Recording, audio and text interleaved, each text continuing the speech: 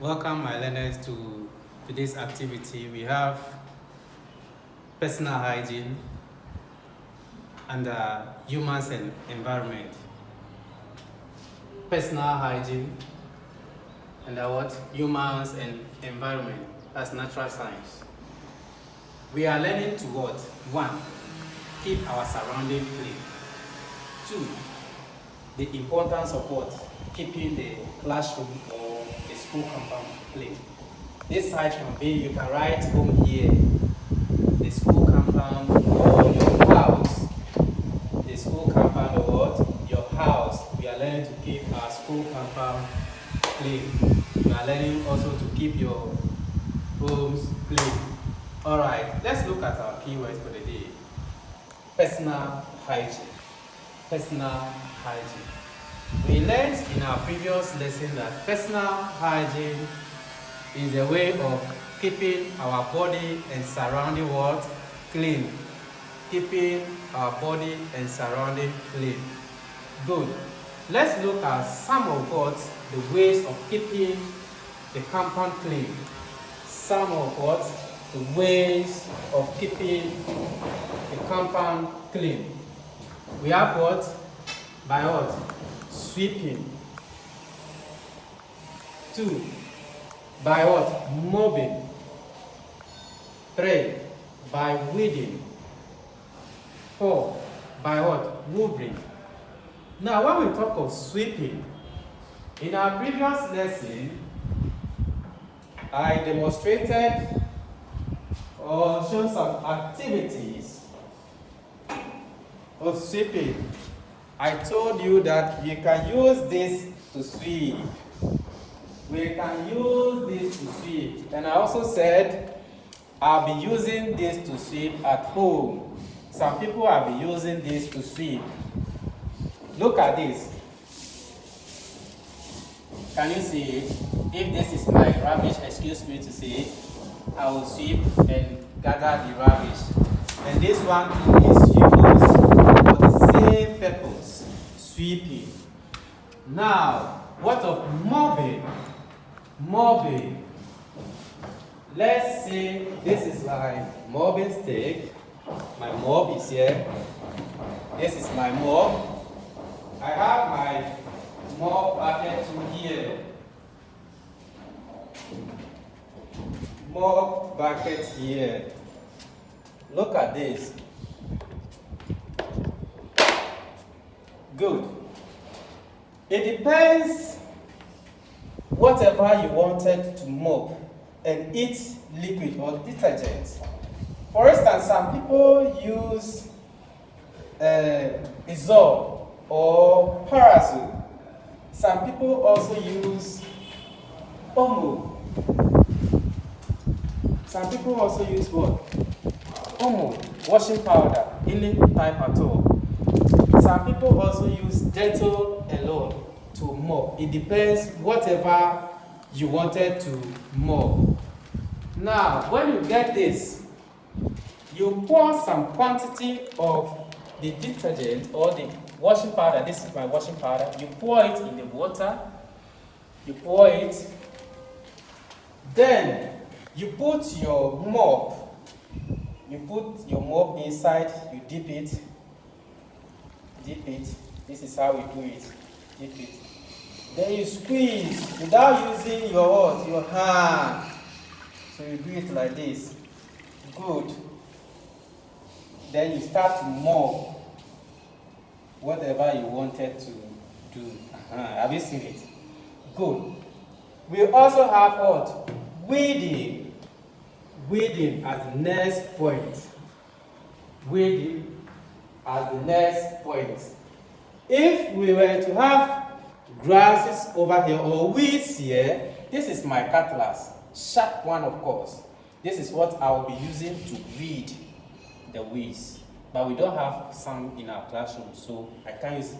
But just to inform you that this is what we use to what? Clear the weeds. Okay. When we talk about hoovering, this is a machine used to take dust from either chair or machine or yes, normally chair, those sofa chairs. We use this woolray to take the dust. It's like brush or spray. Some of you have seen this machine used for mopping. It's like mower. You are passing it around all the place you wanted to mop. But woolray is just like a hand dryer which picks dirt on your chair or whatever you are dusting. Sometimes if you don't want to use this machine, we call duster. We say that duster, we use duster. Then you clean your table.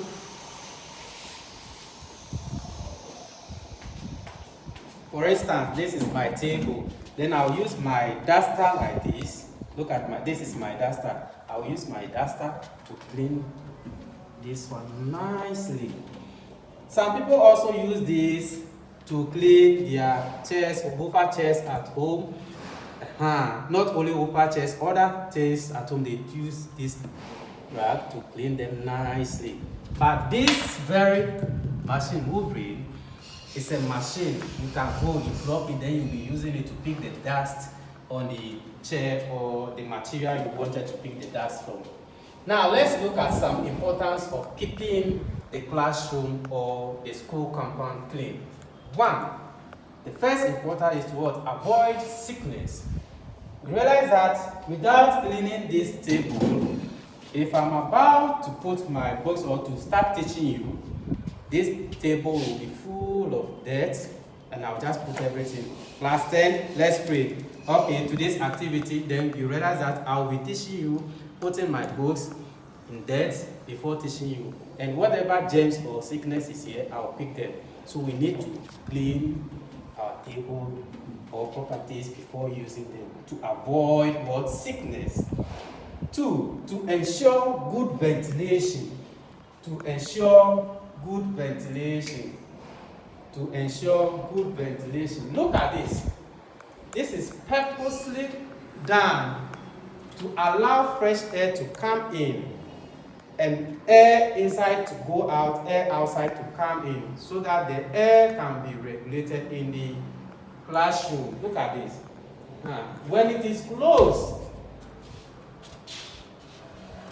you realize that the classroom to a point will be very hot. I will be sweating, you will be sweating. So we do this purposely to allow good ventilation. We open it for good ventilation, fresh air. Air out, air in. Good.